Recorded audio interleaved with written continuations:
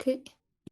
Hi everyone, I'm Karimi, the chair of the Hazara Council of Great Britain, and I'll be moderating today's event with my colleague Shah Banu and Halima, who will be monitoring the chat and the attendance today. Today we're going to talk about the 4 years of the Taliban occupation, Hazara persecution, gender apartheid, and diaspora advocacy. But before we start the event, I have to give you with some rules. Please mute your mics if you're not talking. We do have a session at the end for your questions if you want to ask your questions from our panelists. And be mindful that our event will be recorded and later on will be shared on our social media pages, including our YouTube channel. Before moving on, let me give you a brief introduction of the Hazara Council of Great Britain, what we do, where we are, and so you can have a bit of information about the organisation itself. So the Hazara Council of Great Britain represents around 40 Hazara communities and associations across the UK and advocates for the rights, safety and recognition of the Hazara people through community mobilisation, policy engagement and international advocacy. Hazara Council of Great Britain works to raise awareness of the Hazara genocide, support vulnerable communities in Afghanistan, and strengthen diaspora efforts in the UK and beyond.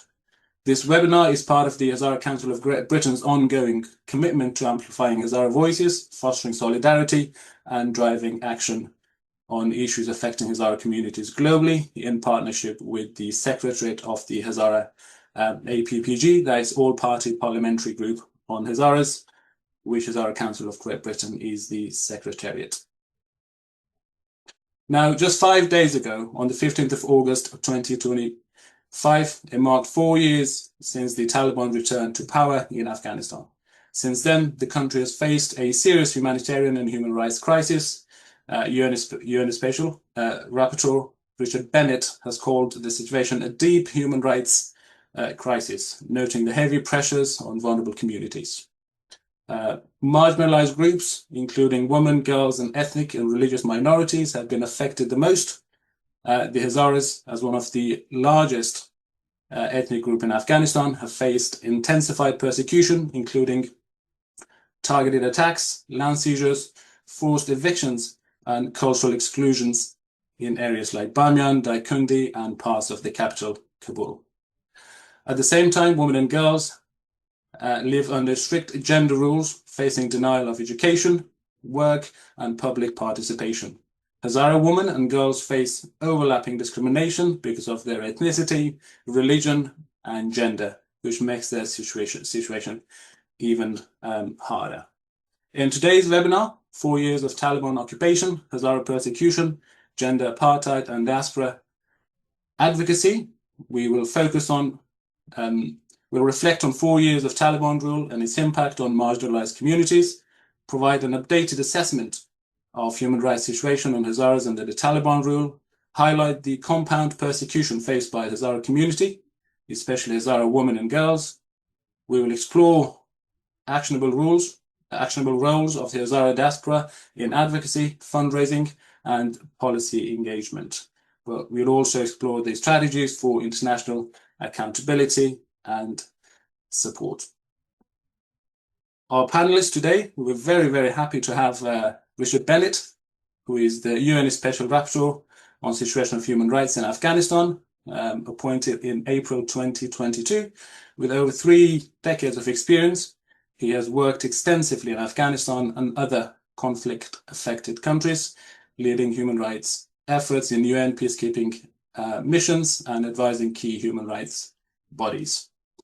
His expertise covers civilian protection, transitional justice, and the rights of vulnerable groups. Bennett also held senior roles in Amnesty International and currently teaches at the Raoul Wallenberg Institute in Sweden. It is very good to have you with us, Mr. Bennett. We also have Dr. Farkhonda Akbari, who is the Research Fellow at the ARC Centre of Excellence for Elimination of Violence Against Women at Monash University in Australia. She holds a PhD in Diplomatic Studies from Australian National University. As both a scholar and an activist, she draws on her research to advocate for women's rights, inclusive peace, and protection of marginalized ethnic groups in Afghanistan. Good to have you here, Dr. Farkhunda. And finally, we have Dr. Nematullah Ibrahimi, who is a senior research fellow at the Initiative for Peace Building of the University of Melbourne. His research interests include social movements, minority rights, political violence, local peacekeeping, and post-conflict governments and security dynamics. He's the author of the Hazaras and the Afghan State, Rebellion, Exclusion, and the Struggle for Recognition, co-author of Afghanistan, Politics and Economic in a Globalizing State, and also the co-editor of Mapping Futures for Afghanistan.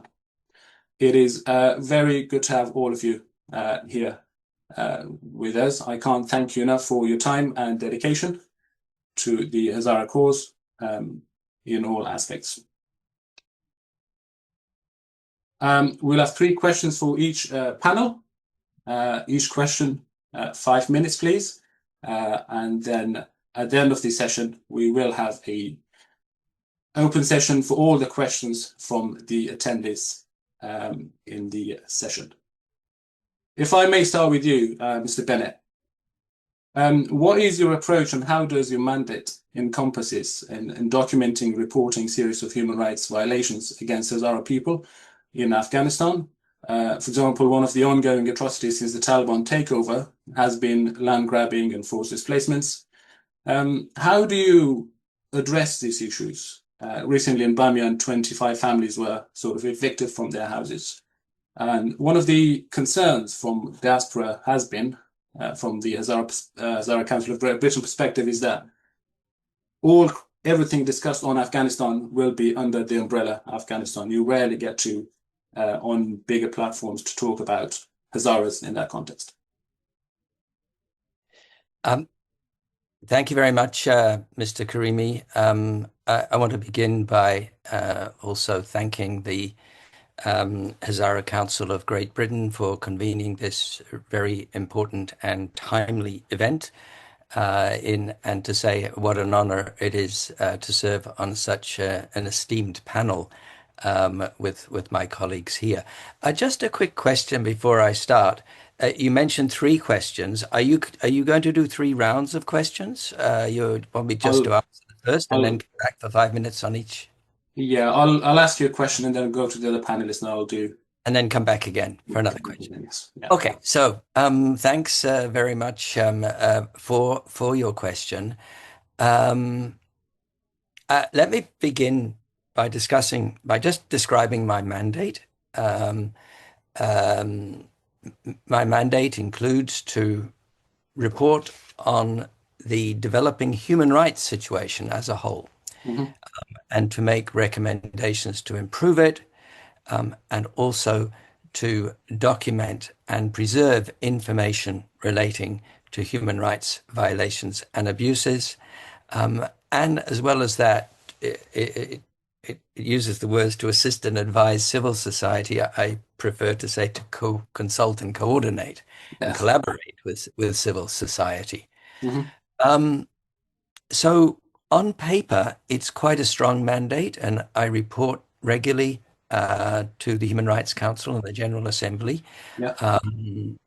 But and it's a strong mandate which on paper is backed up with resources, including staff and travel, and interpretation, translation, and all of that.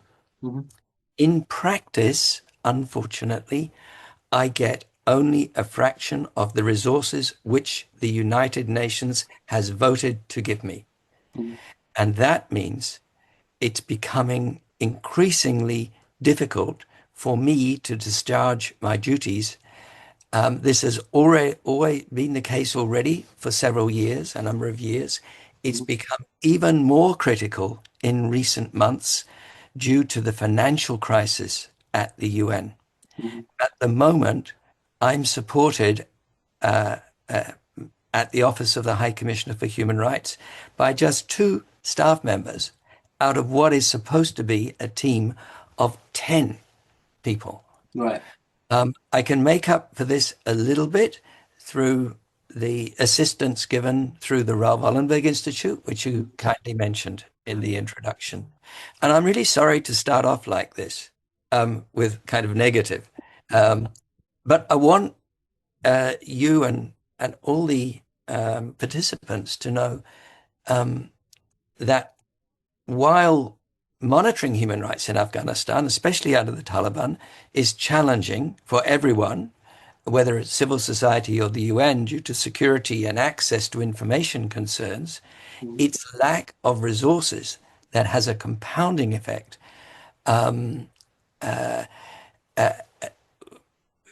It's challenging whether it's due to the Taliban restrictions on women and girls, Mhm. land grabbing and forced displacement, as we're discussing today, torture and ill treatment in detention, or human rights violations committed in the context of mass returns from neighboring countries and farther afield, and reprisals, just to give a few examples. And I will say that while I have now been denied access to the country by the Taliban, it's this lack of resources that's having the most significant impact. Mhm. In other countries, such as Myanmar, occupied Palestine territories, and Iran, for example, UN special rapporteurs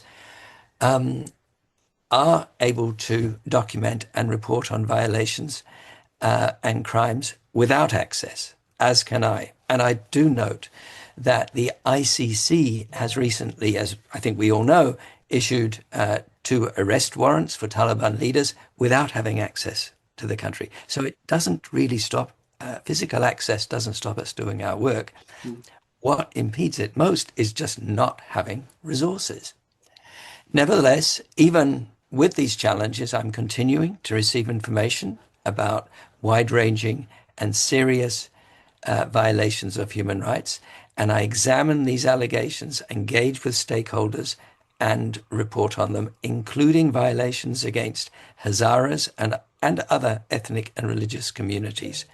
And let me be clear, all communities and individuals who resist the Taliban or are associated with the Republic or even disagree with the Taliban are targeted. However, historically, Hazaras have been and continue to be specifically persecuted. I want to acknowledge this, while in no way diminishing the suffering of other groups as well. And in my reports, I've included information about attacks and other impacts on Hazaras. For example, in my February report, the attack and killing of 14 Shia Hazara civilians in Daikundi in September last year. Yeah. I also highlighted in the same report credible information from Hazara, Uzbek, and Turkmen communities related to loss or denial of housing, land, and property rights. It's not enough. I must do more. I need the resources. And equally, I appreciate the information and support that I'm receiving from civil society organizations and academia.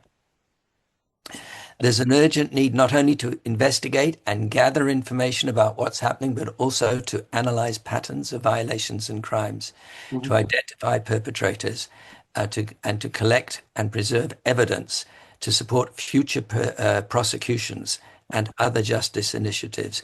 And even if I had a full team, we would not have the capacity to do all of this work, which is why I am supporting the call for the establishment of an international accountability mechanism. This would be complementary to the work of my mandate as well as to the work of UNAMA and support the work of international justice and other accountability mechanisms, for example, the ICJ as well as the ICC. Yeah. It would need to have a comprehensive mandate to investigate crimes by all parties to the conflict in Afghanistan and have a strong survivor-centered focus. I'll leave it there for the next question. Thank you. Thank you very much. Really appreciate that. Not sure if you know, Hazara Council of Great Britain is publishing a monthly report on the situation of Hazaras, which Shahar Banu or Halima, my colleague, is going to put the link in the chat. The connection we have with the people in Afghanistan helps us to gather information and report as well, which will be sent to members of parliament and human rights organization. And I'm sure it would be useful to yourself as well. Thank you very much. Dr. Akbari, gender apartheid, there's been a massive campaign going with our organization colleagues on gender apartheid in Afghanistan and what it means in the context of Afghanistan. How do you define gender apartheid in the context of Taliban rule in Afghanistan, and how do you see the experience of Hazara women and girls in Afghanistan?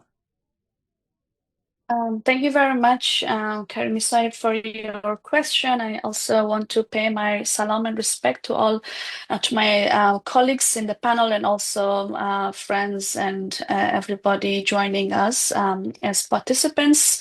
And special thanks to the Hazara Council of Great Britain for your very good work. I think what is already highlighted by Richard shows the importance of what you guys are doing out there, given the very limited resources. To your question, I think you asked me two questions once, so give me 10 minutes maybe. Defining gender apartheid, I think Afghanistan is the only country where gender apartheid is really applied. That in other case is Iran, but really it has emerged in the last 30 years from the first Taliban rule as a system that captures the Taliban's gender discrimination and the Taliban's politics of gender. It was written back in the 1990s, spoken about it, but it really captured or got alive for itself and a campaign that has been going on since August 2021, really, which women from Afghanistan, any ethnic group, but also lawyers from the international community and also human rights defenders really come to define this term in the context of the Taliban's gender discrimination in the country. And there are different phrases being used for Taliban gender discrimination, such as gender persecution, but gender apartheid is really what the woman thinks from Afghanistan, that it really captures their unique, very unique experience. And there has been campaign going on for codification of gender apartheid as a crime against humanity. There are many different legal mechanisms on this. One is that it will be discussed by the General Assembly. I think it is in 2027 to see if gender apartheid could be codified. But again, I think we really need to understand the weight that this term holds is not just the legality of it, of why it is there, like what it captures in the legal sense, but also the politics of it. That here, once the Taliban came back to power, they have over 80 edicts that restricts every aspect of women's life and freedom in the last 4 years. I mean, we are 4 years on, unfortunately. We are marking the 4th anniversary. Everybody know by now that what does Taliban's gender policy mean in Afghanistan. And I do not want to go through it because we all know all of it, unfortunately. But I want to talk a little bit about the impact of gender apartheid, what the Taliban has been doing about gender discrimination. There are patterns emerging that the Taliban's gender policies, they're being restrictive. Girls cannot go to school. It's the most severe in the world, and so on. Afghanistan is the worst place to be a woman. WPS, Women, Peace and Security, lowest on the rank. All of this, like in any format you see, Afghanistan is the lowest. But the impact that has been less discussed is how gender apartheid of the Taliban, or the Taliban policy of seeing women, is being localized and normalized. And we are seeing this in everyday life. We talk to families, we talk to women on the ground, that how families have become a lot more restrictive.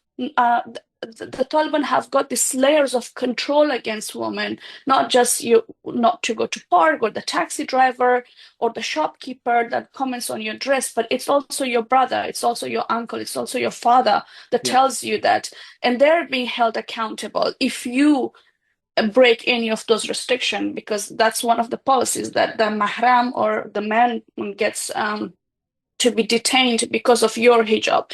So it really took away the agency of women from there. And then this localization and normalization is something that is taking a big toll on women of Afghanistan, because now they're saying that even in our own homes, even it's impacting the relationship between a sister and a brother, a 14-year-old son and a 45-year-old mother. Their relationship is being changed because of this gender apartheid policy. The woman saying, an old mother is saying that I have to now rely on my 14-year-old son to be my mahram for me to go to a bazaar. Look at this. Look how it's reversed. I mean, Afghanistan have always been a patriarchal society, but the last 20 years was a breathing space where we practice so many challenging, so many norms, traditional norms, but also adjusting to international norms. But at the same time, I mean, even before 20 years, but culturally, yes, we are traditional and so on, but we did not have this kind of strict policies that your woman cannot go outside the bazaar without a man or your girl. So another impact that I'm seeing is the psychological toll. Mass trauma, hopelessness. There's a massive mental health crisis in Afghanistan of everybody, but women and girls, and younger girls in particular. Younger girls. Afghanistan is a very younger generation, so we have a lot more younger women than we have older women. And the older women, plus the men and the brother and so on, are putting pressure on the younger woman. We are seeing a rise of suicide among young women. We are also seeing forced and early marriages, which is the most harmful one. That is so common, because 4 years on, families are starting seeing no hope for their girls. And as soon as they turn to whatever, 12, 13, 14, we see a rise of early marriages, a rise of suicide. And I think it's very all interlinked, interconnected. Girls who are like going to school, universities, work with a career in mind, but now for families to protect them, so that they have to get them married. And poverty plays a role in this too, because this is where like take the dowry or so on, so that the family can survive. And lastly, I want to talk about the rise of extremism among families in South Afghanistan. Because of my research and grounded research, I talked to a lot of women inside the country, younger women as well, and they're saying, look, the Taliban and then the vice and virtue people with their white coat walking on our street, we know them, we identify them, but it's the extremism that is now being sort of nourished in our homes and families, and the men of the family, that is concerning us. And that's why it's every second of their life that they're being targeted because of the agenda. And that as a girl, they're like, the last thing that they want to do is like to take the breath from our life. And this is really it. I think 4 years on, it's really alarming to look at the impact. I'm very afraid to think of what 10 years of Taliban rule and what kind of impact it is going to have on women and girls. I might leave your second question about Hazara women. It deserves a top answer of its own. I'll give if you it's okay, yeah. Yeah. Thank you. Thanks very much for that overview. I think going back to Richard's concerns about resources, you just highlighted the need for organizations working together to raise awareness and make sure people of the world and human rights organizations are aware of these atrocities. Dr. Ibrahimi, good to see you again. Considering the situation in Afghanistan right now, a new rule being applied every day, I heard men are no longer allowed to wear jeans, and you'll be penalized if you do so. And that hits women even harder, as Dr. Akbari just highlighted. Could you provide an overview of the human rights situation in Afghanistan, focusing on the compounded challenges faced by the Hazara people during the 4 years under the Taliban, but also from a historical perspective that Hazaras have been under some sort of genocide throughout the history? I would like to also begin by thanking the Council of Great Britain, the Hazara Council of Great Britain, for organizing this event, and everyone really who have been actively working to on human rights issues to maintain an international agenda, especially Richard, over the past 4 years. And I understand it is under very difficult circumstances, both in Afghanistan but also internationally. We are really trying hard to maintain, any level of international attention to a worsening human rights situation under the Taliban rule. Well, Karim, I think your question had different parts. I think one is a kind of a more general one. Perhaps Richard could address a little bit more in terms of what has been happening over the past 4 years. Yeah. The other part was more specifically about the Hazaras. I would like to make maybe a general remark about the general situation of human rights under the Taliban in Afghanistan, and then mostly focus on the situation of Hazaras as an example of the human rights repression in the country. So I think the bigger picture we see emerging from the Taliban rule over the past 4 years is that there is a steady, systematic, calculated, and a strategic policy of erasing human rights across Afghanistan.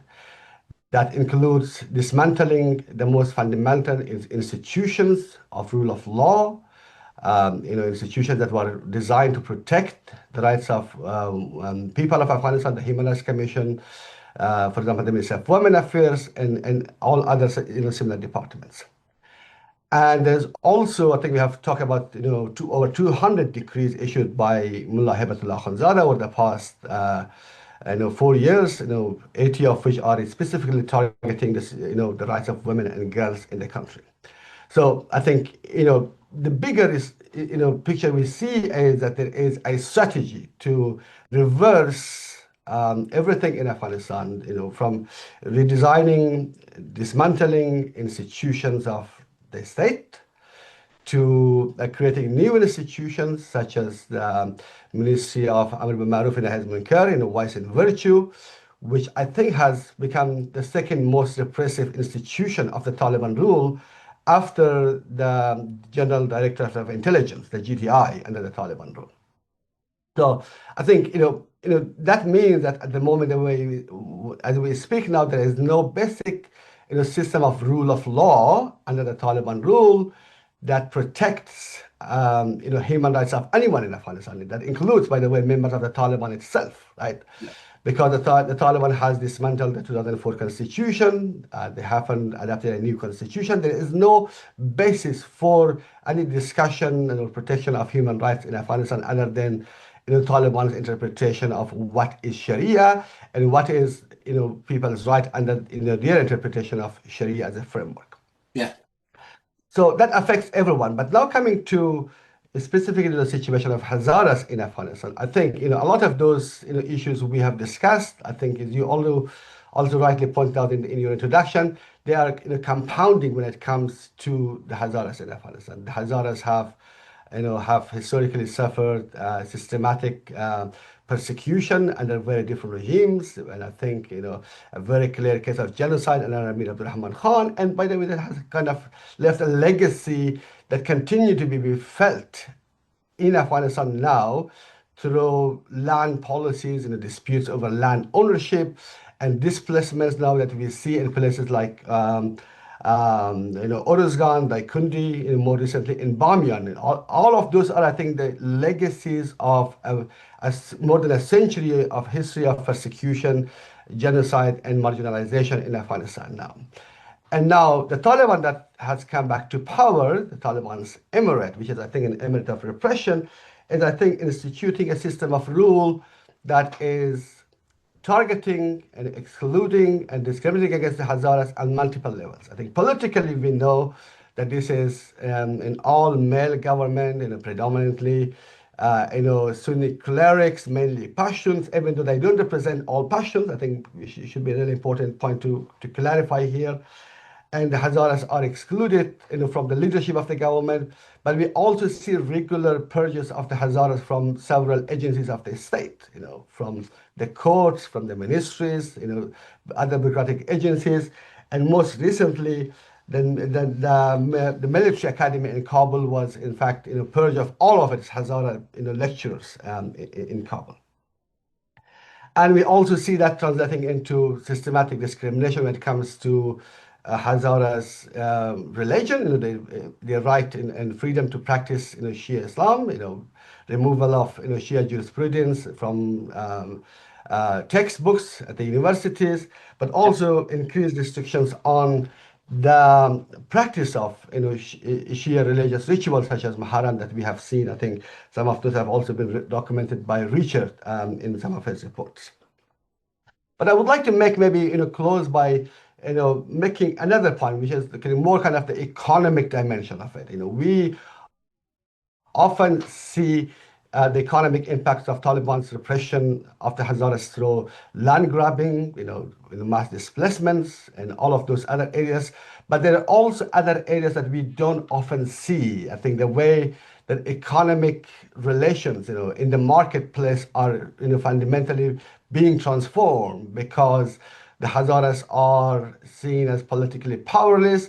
They have also lost, much of their place in the market, in Kabul, in other places. Even in Hazarajat itself, the Hazaras are completely marginalized when it comes to, trade between the region and across the region and between Afghanistan and other places. So I think there is a lot that is happening in that area that is, I think, deepening the exclusion and poverty and marginalization of the Hazaras in Afghanistan.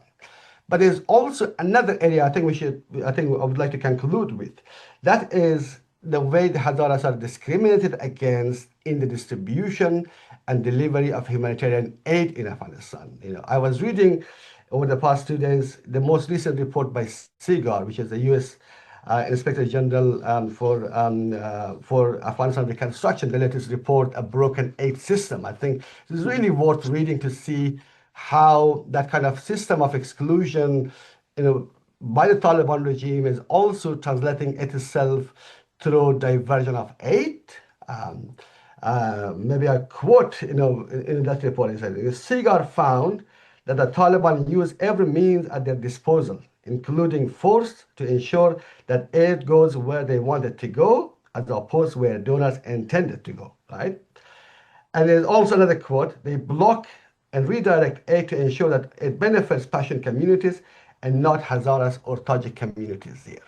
So I think there's a lot of really interesting details that shows how the Taliban rule manipulates NGOs, the delivery of aid, in a way that are systematically excluding and impacting negatively the Hazaras. That includes, by the way, I think, a significant reduction of the Hazaras as staff members of national and international aid agencies. I think, international NGOs are intimidated, harassed and pressured to fire Hazaras and replace them with Pashtuns. And there's also, according to this report, I think we see a lot of anecdotal evidence, but also there are a lot of a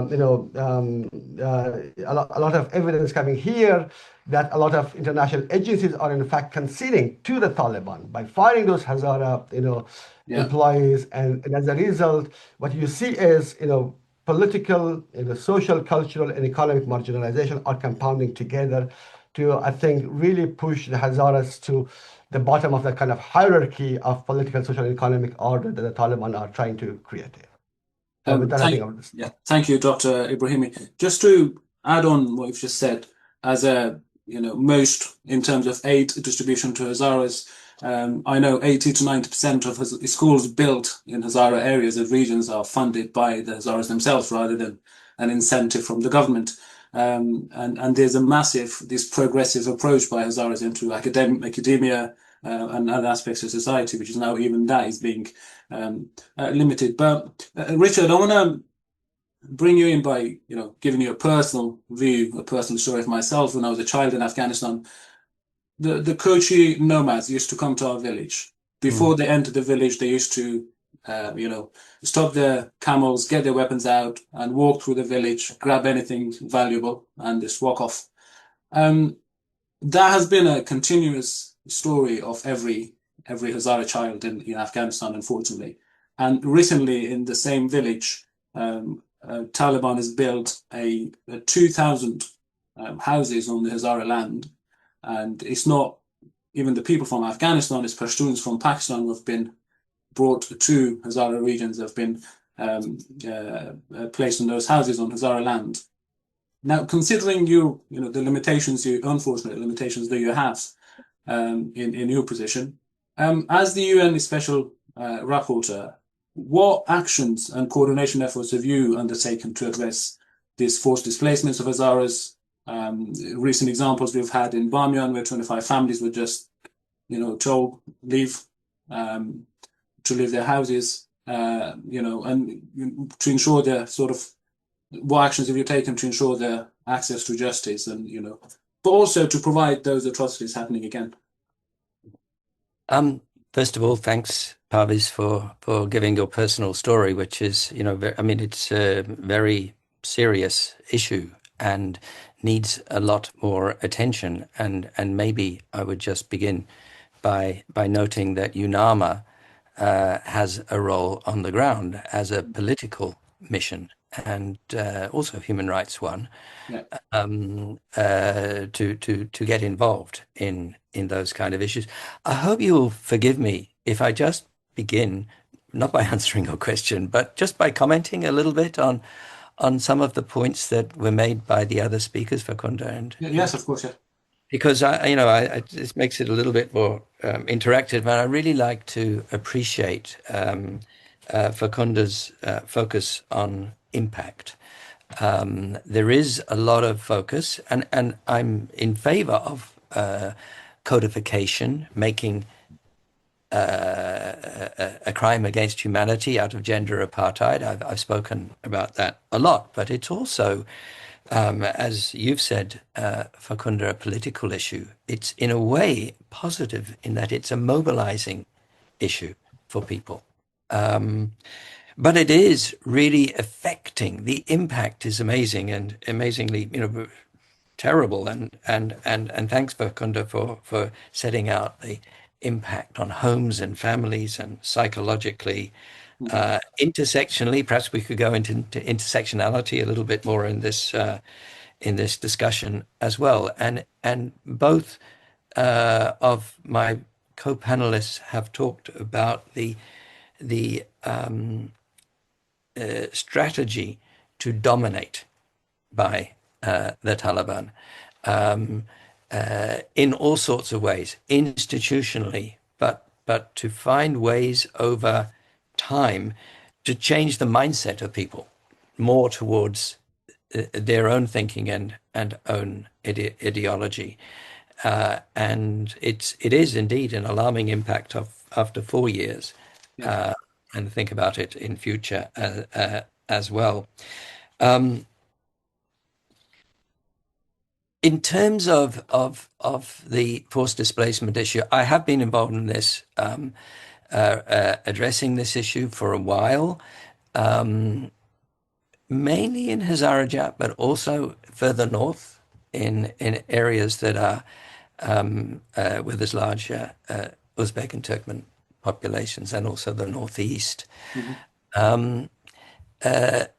We know that these are often long-standing land grievances, and thanks for mentioning, and that they're often between Kuchi populations and who are pastoralists, who are mobile, and Hazara populations who are sedentary. And my background in anthropology tells me that this happens in other countries between agriculturalists and pastoralists who have different relationship to the land and to what is meant by ownership of or not of land. The whole concept of ownership is different. And two of you live in Australia these days, and you know that this is also an issue with Indigenous people in Australia. So there are those kind of underlying historical and cultural issues, but none of that excuses forced displacement, and without compensation, and unreliable or biased legal processes as well. And I haven't said very much lately publicly because I'm still gathering information, but I did tweet yesterday on the case in how do I pronounce this? Rask village or Rask village? Rashk, is it Rashk? Rashk village. Rashk village. Yeah, I wasn't sure if there was exact. I've seen it spelt in different ways. And so it's important that there be proper, equitable processes, and even at the end of that, that there's genuine compensation, and that there's never displacement without notice or with only very short notice, and without compensation. As I've said, I think this is a broader issue than just a human rights issue, although human rights is at the core of it. It's historic, and that it needs member states to be aware of it, and UNAMA also, I think, to work on it too. And in every case, maybe I'll just speak a little bit more broadly. It's important that the first step is to establish the facts, and also to ensure that whatever actions we take include safety concerns and the principle of doing no harm. So that always comes first, and having full and informed consent. And I appreciate the report that Shabanu has just shared online. And this morning I was also shared a report by Bullock, who's working on these issues as well, that their report is also out. All of this is extremely helpful to me and my mandate. What can I do in the mandate? I can do behind the scenes advocacy, for example, with the de facto Taliban authorities and other stakeholders. This might include what we call within the UN special procedures a communication, or otherwise known as an allegation letter, where I write privately to raise concerns about a situation or a case, to seek information and ask questions. Sometimes this can be an effective way to get information and to secure positive outcomes. I can also make public responses. In addition to a tweet, I could make a public statement, or I could include it in my reports to the Human Rights Council, the General Assembly, and also in my oral updates to those bodies, which will be coming up in the next couple of months. And also supporting victims and survivors in accessing protection and support or services, including medical treatment or psychological treatment, legal advice, or other support. Not sure that I've really answered the question well, but I'll leave it for that. Thank you. Yeah. Thank you, Richard. It's the supporting the victims in terms of, we're in direct contact with the 25 families that have been expelled out of their houses. We do have started, one of the things we can do is a fundraising, which you can find on our social media pages, that we directly support them to make sure they're fed, but also the children are supported, and females have the hygiene products they need while they live in the desert, somewhere in the mountains. Thank you. I just say, just add that I am also in direct contact with them and my team, so I think you may know that. So yeah. That's excellent.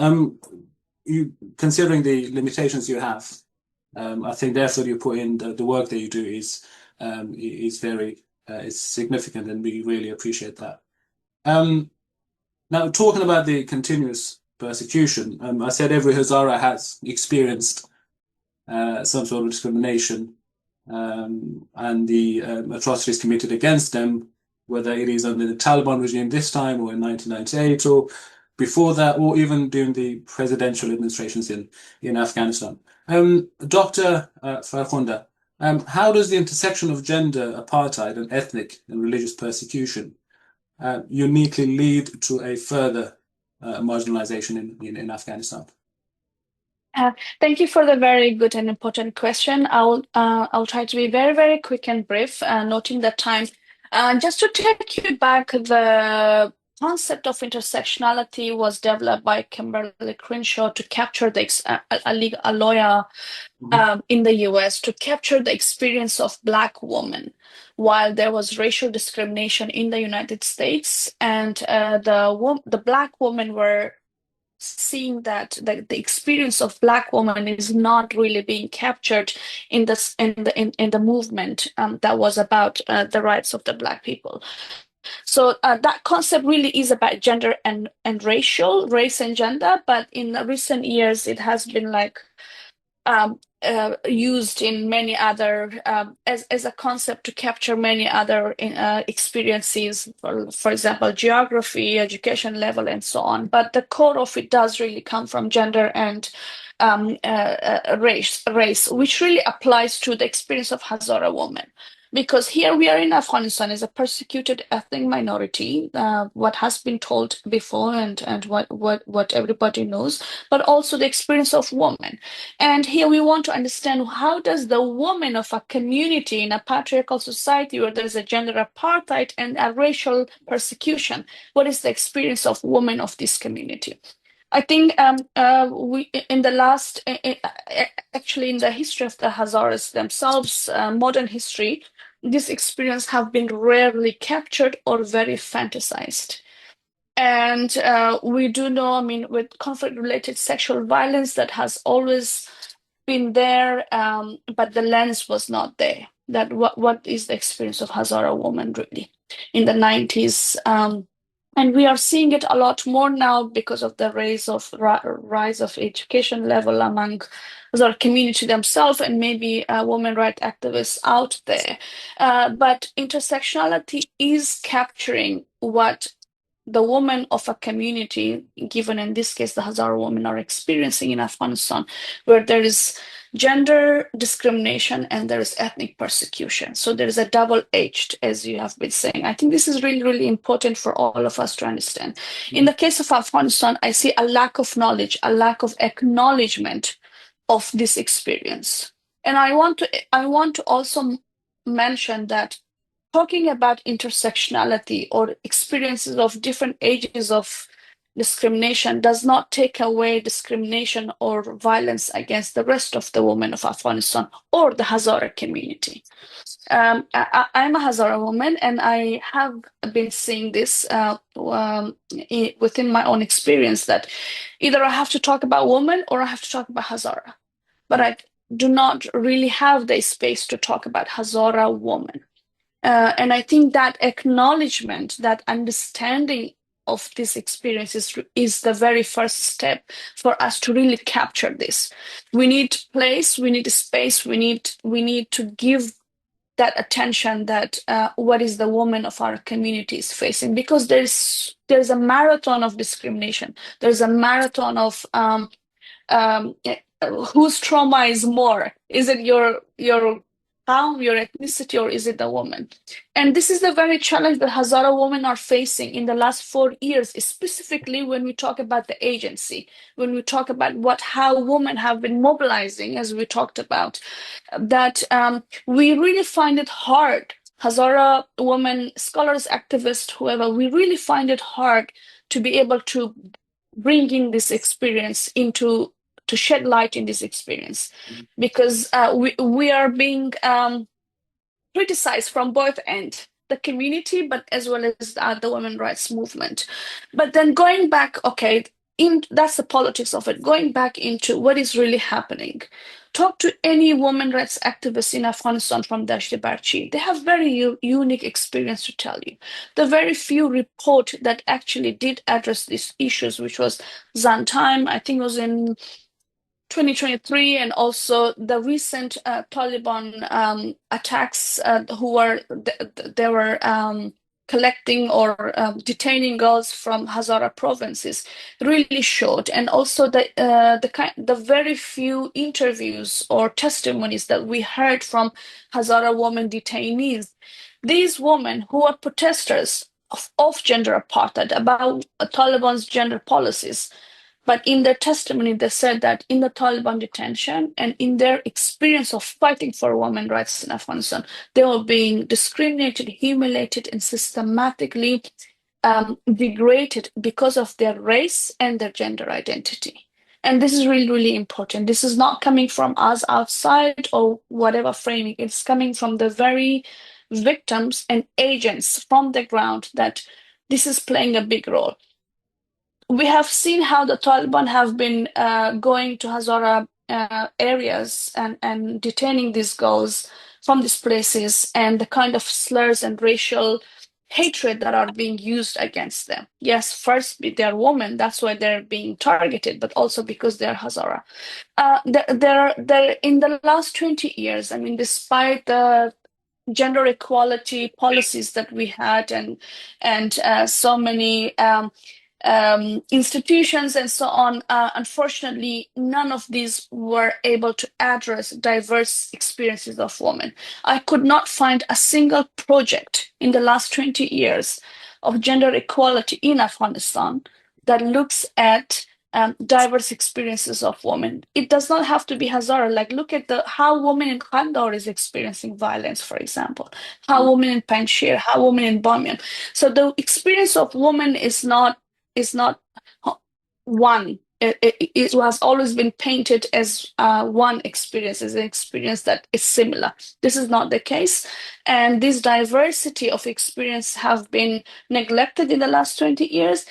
With the Taliban regime in power, it's emerging a lot more because the Taliban's politics is gender and ethnicity. And now you have to go back to the very Hazara women and girls in the country to try to understand what kind of experiences are they having. And I talked to a few people who were in the health sector who are Hazaras trying to get in, but as soon as they were saying that, as soon as they see it, they're like, no, you're Hazara, pass on. Automatically, you just don't get a job in a hospital anymore. Because even though that this is the kind of work you're still allowed to do, just because you're a Hazara, you're a woman, you cannot do. So thank you. A lot to say, but I just want to bring it together or confine this, that I think we really need to provide the space and acknowledge the diverse experience, and we also need to acknowledge that diverse experience does not mean that one's pain is more than the other. It just means that we are different, and for that difference we need to have different solutions and responses to these problems. Thank you. Thank you very much. I think you've pointed out a really important point that, all the people of Afghanistan go through this struggle, in particular women. Early marriages or child marriages in Kandahar, Helmand is far more prominent, unfortunately, and not only during the Taliban but also before the Taliban is a very critical challenge that has to be addressed, which unfortunately doesn't get the light as much as it should. But one of the other points that came to my head was the lack of acknowledgement and recognition of atrocities being committed against different ethnic groups, which is not being recognized by other ethnic groups in Afghanistan. That is also part of the challenge, where it all goes under Afghanistan and in a way it is denied. But coming to diaspora, Dr. Ibrahimi, we have the All-Party Parliamentary for Hazaras here in the UK, which we work with the British Parliament, with the Foreign Office, to raise awareness of the atrocities being committed against Hazaras in Afghanistan. How can the Hazara diaspora strengthen its advocacy and outreach to more effectively influence international policy and raise global awareness of the political challenges facing the community in Afghanistan? Thank you, Dr. Karimi Saab. I think this is really an important question because it kind of shifts our focus from what's happening now to what can be done. And I have been thinking rather recently about what are the kind of priorities and what can be done to address the situation. I think to organize what I'm going to raise, maybe it is to look at more first immediate priorities and objectives and one set of kind of more long-term one. Mm. I think the immediate objective in front of us is that there is a Taliban rule in Afghanistan that is exclusionary, it is violent, it is repressive, discriminatory, and it is likely to stay there for a while, right? And that is creating a certain set of responsibilities and obligations, I think, on everyone involved in this space. And I think, maybe the key word here for me would be to prevent and mitigate harm under these kind of circumstances. So I think diaspora communities from around the world, they can engage in this kind of a space in a way that mitigates, prevents harm to local communities, but also sometimes carefully thinking about some of the interventions can also aggravate some of the tensions that can create even more harm on the communities that we intend to protect. So I think here, and under this kind of circumstances, I think we have already talked about the importance of documentation and evidence gathering. And I think that is a really, really an important part of the work. I think I'm really glad to hear that, you guys are doing it. There are other initiatives going on there, but it is really important to see it as a kind of more long-term measure. Look at the more kind of diverse aspects of repression, human rights violation that is taking place in Afghanistan.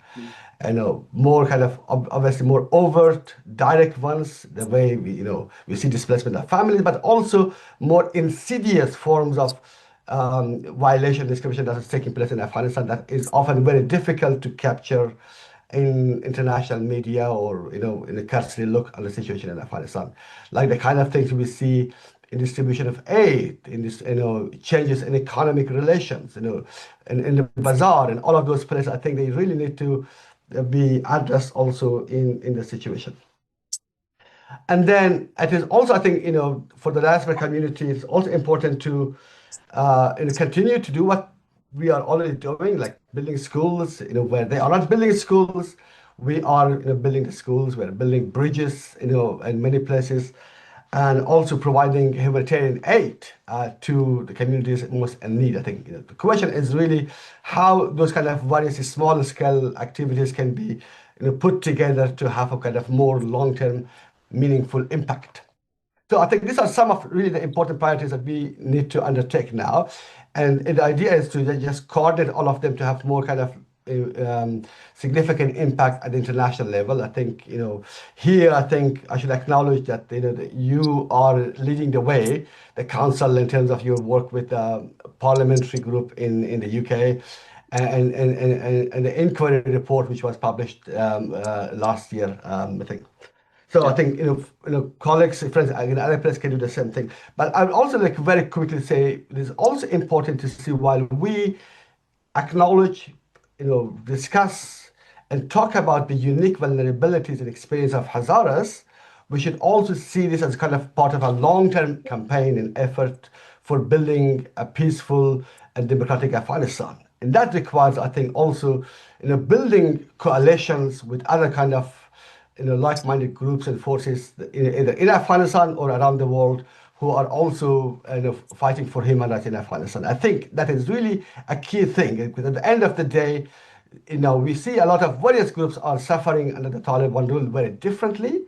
I think the Hazaras should speak very clearly about their own experiences, very confidently, but at the same time also see how they can be part of a broader coalition where you can also envision a common future where those kind of different experiences across gender, ethnic, and geographies can also be acknowledged and appreciated. Thanks very much. Thank you for that insight, Dr. Ibrahimi. Richard, I want to ask you last but two very important questions. All of these atrocities happening against the Hazaras in Afghanistan and potentially Pakistan as well. How do you define these atrocities committed against the Hazara people? Considering their historical persecution and the systematic attacks by the state and non-state actors. But on the second part of the question, where do you see Afghanistan heading, considering the nations are now moving to recognize Taliban in the next 5-10 years' time, where do you see Afghanistan? The second part is a bit more difficult question, I think. So, Richard, you're on mute. Yeah, sorry about that. I was on mute. The second part of the question is like broader, right? It's not about Hazaras, it's broader. Where do I see Afghanistan, yes. Yeah, looking into a crystal ball, I'm afraid. But yeah, I'll try. Yeah, on the first part of the question, it's very clear that serious human rights violations, abuses, and crimes have been in the past and continue to be perpetrated against Hazaras. And these include killings, other targeted attacks, forced displacement we've discussed, systematic discrimination. Both of my fellow panelists discussed that in terms of intersectionality in Facunda's case, in terms of removal from the marketplace, removal from employment, removal from the civil service, as Dr. Ibrahimi mentioned as well. And these have been actually perpetrated by state and non-state actors and over a long time as well. And I have in my reports, in fact, even from the very first report that I wrote in September 2022, that the violation against Hazara people bear the hallmarks of international crimes, crimes against humanity. And I've called for their investigation by an international accountability body. And that's one of the reasons I'm advocating for the establishment of an additional and complementary accountability mechanism, which would have a mandate to examine these and other violations and crimes, conducting in-depth investigation to establish facts and circumstances, including direct evidence from individual testimonies from survivors, victims, eyewitnesses, other documentary evidence such as photographic and video materials, official documents, forensic evidence, all to be analyzed against an international framework of human rights law, humanitarian law, and international criminal law, and to make factual and legal determinations, including efforts to identify perpetrators, especially those who were in command and responsibility, and to preserve evidence to help support future prosecutions and judicial processes. However, that kind of body does not often make public reports because they're focused on prosecution, which is often done confidentially. So it's also necessary to have an open investigation. And that's why I think my mandate, if properly resourced, would stand ready to do that.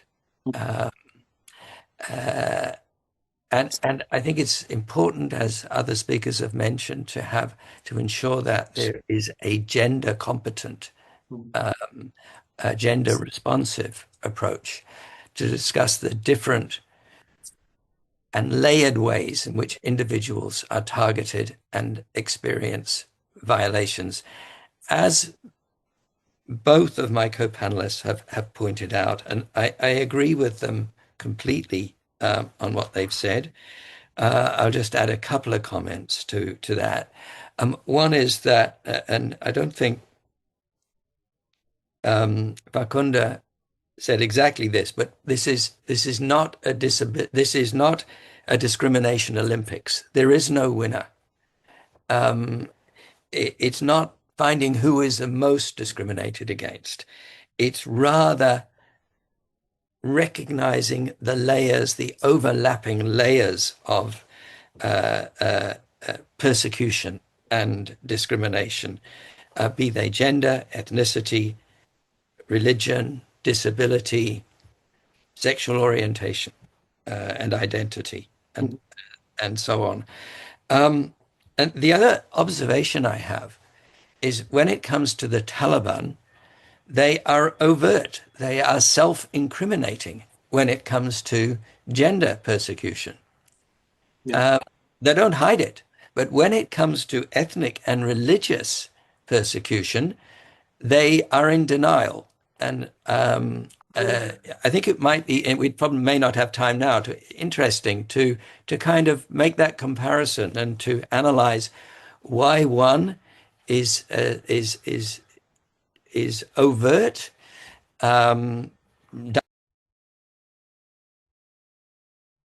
Sorry, Richard, you've gone mute again. I didn't do anything. I don't know what happened there. Sorry. I was just saying, why is it possible to treat women as second-class citizens, almost subhuman, in fact, less than fully human, in a very proud and open way, and yet to hide and to deny ethnic and religious discrimination? And then finally, I want to really reiterate what Niamatullah said towards the end, that, and it kind of is the other side of the coin of what I said, that this is not a discrimination Olympics that's taking place when we're talking about intersectionality, but rather it's important, and I think it was also Facundo said it, to acknowledge the pain of others, the pain and suffering of others, and to build broader coalitions who are standing up for everyone's human rights. I think that is the only way to go forward, while acknowledging the specific historic discrimination and targeting of Shia Hazara people. Thank you. Thank you very much, Richard. We want to move to Q&A now. I've got about 17 minutes for that. Sajjad Askari wants to ask a question. If you want to unmute, please.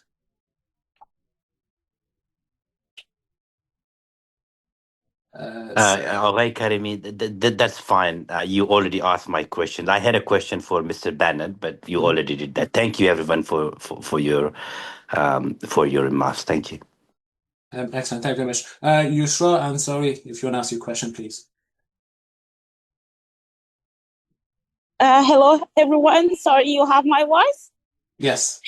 My question is from Mr. Richard Bennett, that why after 4 years of being Taliban, there is not any effective action from the UN.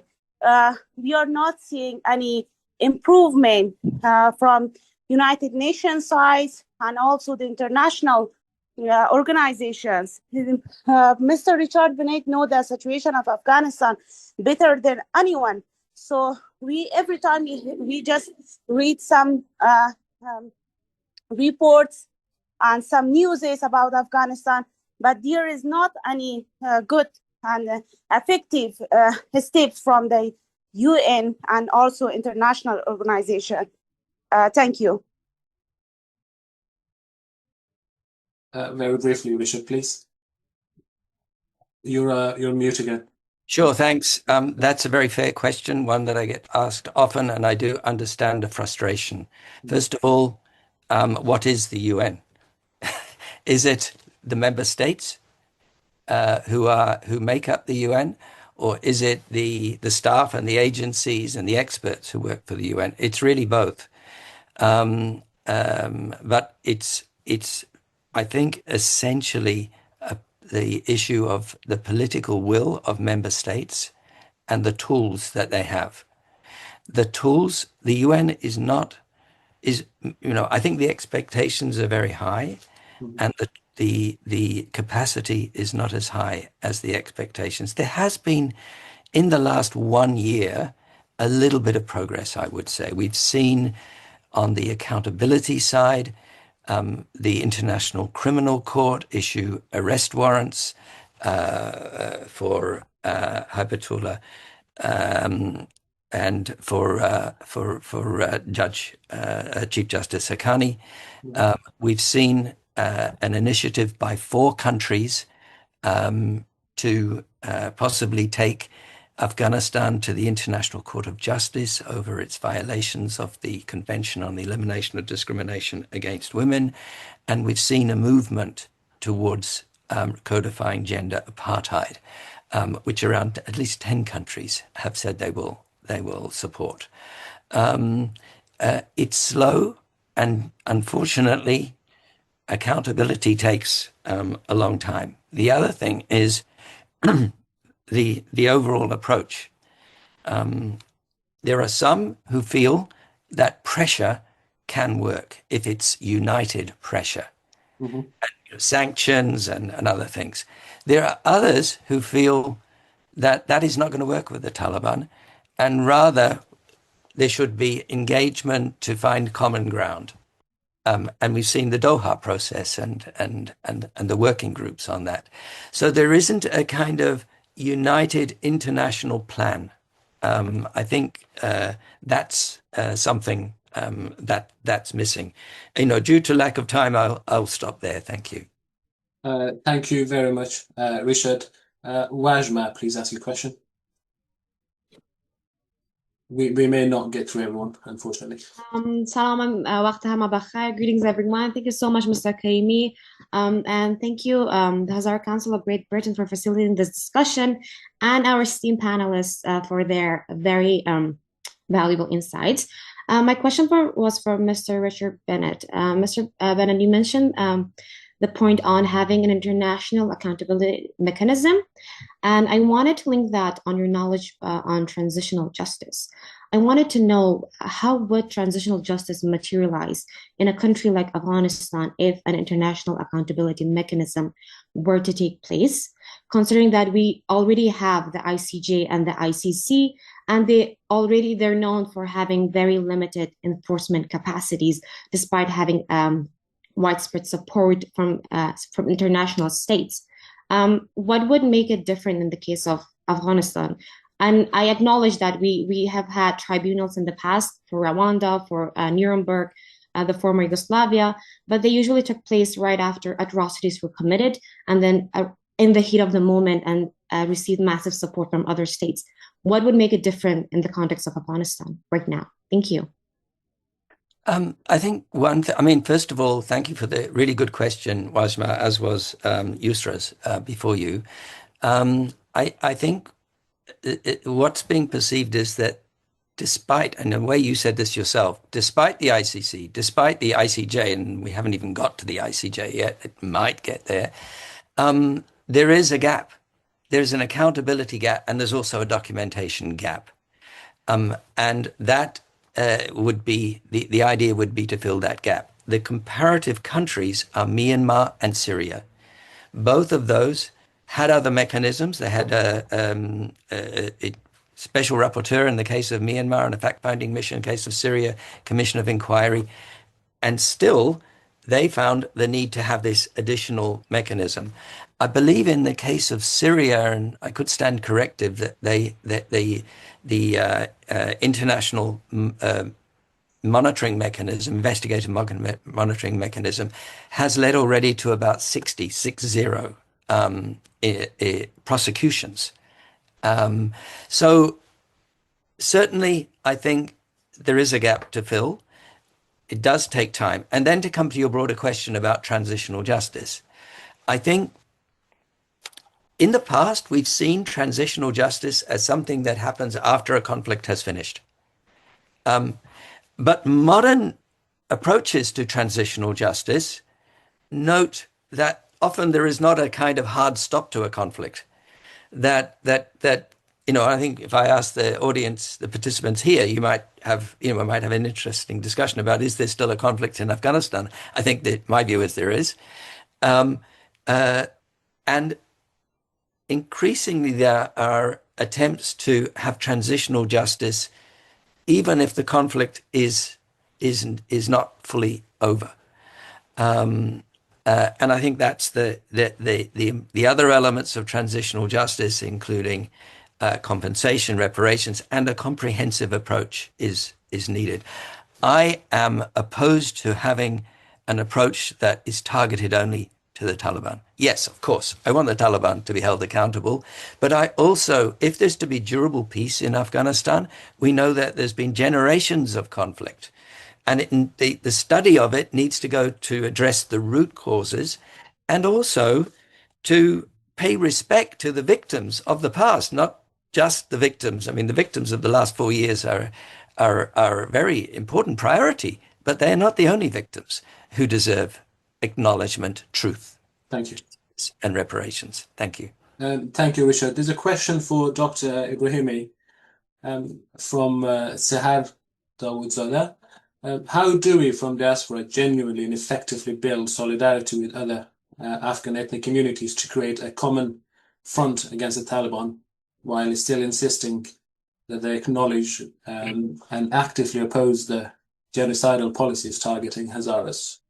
So this question is in regards to solidarity, working with other Afghan ethnic groups. I think that's a really important question. I'm not sure if you have enough time to address it in its entire complexity, but I think there are some movements already taking place. I think around the issue of women's rights, there is common kind of campaign and coalition being formed that includes people from various ethnic groups, regions of Afghanistan. And it is also, I think, increasingly being acknowledged that there is a repressive regime in Afghanistan that is affecting everyone across Afghanistan. And I think we really need to build and promote that kind of narrative that when there is a system of repression, exclusion, and domination that affects everyone, including members of the group that is supposedly benefiting from that kind of exclusion regime. So I think the more we adapt and amplify a human rights centered language, discourse, and narrative, the greater will be our ability to find common grounds. And I think, again, I would like to emphasize that that wouldn't mean that the Hazaras wouldn't talk about the Hazara experiences. And then my approach would be that as Hazaras, we would be, confidently, talking about, our own situation, about our historical experiences, and our, unique vulnerabilities now, and also about how that kind of future we envision would address the specific threats we face, but that can still be part of a larger human rights discourse, I think. And the key idea is that we need to have a regime in Kabul, in Afghanistan, that respects the rights of human rights, right? And human rights, as Richard Bennett might elaborate, is indivisible, right? Human rights is for everyone, right? It is human rights is not Hazara rights or Pashtun rights or Tajik rights, right? But there is a system of rule that recognizes and protects the most fundamental human rights of everyone, right? This is, I think, everyone would secure. I think we would be able to overcome the kind of narratives of division, extreme ethno-nationalism, and language of hatred and identity politics. So I think, again, coming back again, the idea is to really center human rights in our advocacy, reach out, build a coalition, and we have a kind of connection and try to strengthen it further. Thank you very much. There's a question from Aziza Akrami for Richard. If you can ask briefly and answer briefly as well, please. I can ask. Thank you, Mr. Karimi. Thank you, Dr. Farkhunda Akbari, for her great works and a great speech, and also Mr. Ibrahimi and Richard Bennett. My name is Aziza, and I'm one of the finalists for Afghan Youth Representative to United Nations. And currently we are discussing over these topics of investment, youth inclusion, women inclusion. And one of the questions that Mr. Bennett, going to Mr. Bennett also shortly, briefly at the beginning of his speech, mentioned is that lack of resources, which is the biggest challenge currently to your work, and also in many other human rights organizations. But there's also concerns that not only funding, but it's the scaling up this funding and also de-risking these investments and funding without legitimization of this current regime is also a big concern for many donors and member of state, and what models or mechanisms you think or you have worked with that can help this youth-led and also women-led initiatives that can use and to receive these fundings in a more effective way without giving any legitimization to Taliban or guarding these aids to go to the right people in the right hands. Thanks for another really good question. I'll answer very quickly. In fact, it was Dr. Ibrahimi who raised the issue of the CIGAR report, the recent CIGAR report, and the deviation of funding. We at Raoul Wallenberg Institute had a roundtable in April where we tried to bring the human rights and humanitarian people together to discuss some of those issues. In terms of models, I think the key thing is whatever model you have, it needs to be transparent, and you need to have guardrails to ensure that the funding and monitoring to ensure that the funding that is given reaches the people that need it most, including, as was mentioned earlier, on grounds of ethnicity. So I'll leave it at that, but just say very good question. And I also just want a final word, say I would really like the voices of youth to be louder, and I would like to call on the UN to give more opportunities to youth in all the discussions that affect Afghans. Thank you. Thank you, Richard. We'll take two more questions. There's a question for Dr. Farkhunda. In terms of human intersectionality, how can human rights organizations document human rights violations from an intersectional perspective? Do you think there are any organizations or UN bodies that currently document human rights violations with an intersectional approach? Yeah, very good question. Thank you very much. Intersectionality is there. Whoever is experiencing the kind of discrimination that the girls in Dashtibarchi are facing 20 years ago, last 4 years, it is there. But what is the framework to capture these experiences? Unfortunately, that framework was not there before. And only recently we see the kind of agency that the woman from that part of the country or part of the province or part of the Kabul city have been saying that, hey, when the Taliban is capturing me, they're not just telling me that I'm a woman or I'm discriminated, but they're also using racial slurs against me.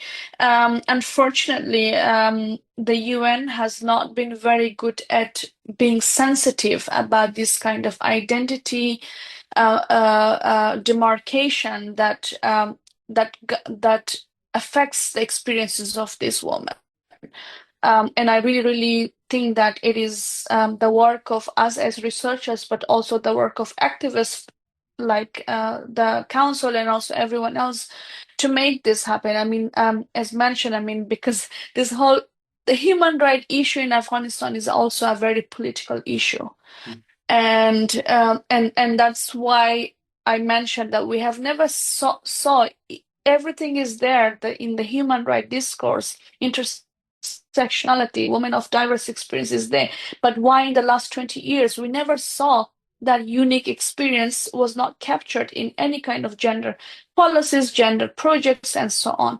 So I think it is a political issue we have to recognize, and this is up to us that we have to bring it up more and more. Unfortunately, we should not only rely to the UN and so on in the country, because they are very much under pressure or maybe falling short of what they're supposed to do. I'm a very critic of how things have unfolded in Afghanistan in terms of capturing the Hazara experiences, particularly Hazara women's experiences. So I think we need to look how our community, the Hazara community, is capturing this experience. We need to look closely how international human rights organization, the UN, including Richard's office is capturing these experiences, which is real, but are they doing enough to do this? And this is our work to bring it and show it to them. Again, this is not to compete with any kind of other tragedies that is going on in Afghanistan, but just to show that, hey, this is also happening, and we need to have an attention in their experience, because these women in the country who are the majority of the protesters and human rights defenders, they feel today that their voices are not being heard because they're not being only discriminated as a woman, but also as a Hazara woman. Thank you very much, Dr. Farkhunda. We're running out of time, but I'll do ask Jessica to ask one last question, please. And I apologize, the rest of you, for raising your hand. If you have anything for Hazara Council to reach out to Richard and Dr. Nematullah or Farkhunda, please email it to us. We'll forward it to them. Jessica. Thank you so much for your time. I would like to first thank you for such a enriching panel and for your initiative. Thank you so much. My question is really specific, but I would like to have your opinion about this. Maybe Dr. Richard. I'm studying the situation of Afghanistan and particularly the experience of women. And I would like to ask you do you think that if we made the definition of forced migration more broad, because it doesn't encompass the gender aspects, and now we have a gender apartheid in Afghanistan, and if you could include that women that are facing specific challenges only for being a woman, and they could be including that specific definition, could bring them more security and more legal protection. Thank you so much. Thank you. Over to you, Richard. I'm on mute and I was trying to type my email address for you all at the same time. Very, very quickly. There's a crisis with the forced returns. I don't place all the responsibility on the neighboring countries. I think countries further afield need to do more. Those in Europe and America do not want Afghan migrants. They have responsibilities as well. And so it's a more complex issue. We're seeing people being returned from Europe as well. So, and I think unpacking at an ethnic level and as to whether and intersectionally what the impact is on women, Hazara women, is also extremely important in that. And I do agree with Farkhunda and others that the UN needs to do more and needs to be more open about it. I think the UN, and I'm not talking about myself now, but only about myself, but others, they are doing work, but they're not always communicating what they're doing well, in my view. But thanks, Jessica, so much for raising what is a really critical issue right now, both from human rights and a humanitarian point of view. Thank you very much for everyone. A very special thank you to Mr. Bennett, Dr. Ibrahimi, and Barry. I want to also thank my colleagues at the Hazara Council of Great Britain for planning and communicating with our panelists to make sure this event happens. Please keep an eye on our social media, on our website, both Hazara Council of Great Britain and our parliamentary group, All-Party Parliamentary Group for Hazaras, websites and social media for more updates. We are working on a monthly basis on the situation of Hazaras and writing reports on the situation of Hazaras, communicated to the British Parliament and Foreign Office. So please keep an eye on our social media pages. This recording will soon be available on our YouTube channel. I want to thank you all finally for your time, for your commitment, especially our panelists for the good work that you do. We appreciate it, and thanks very much for your time. Bye bye, everyone.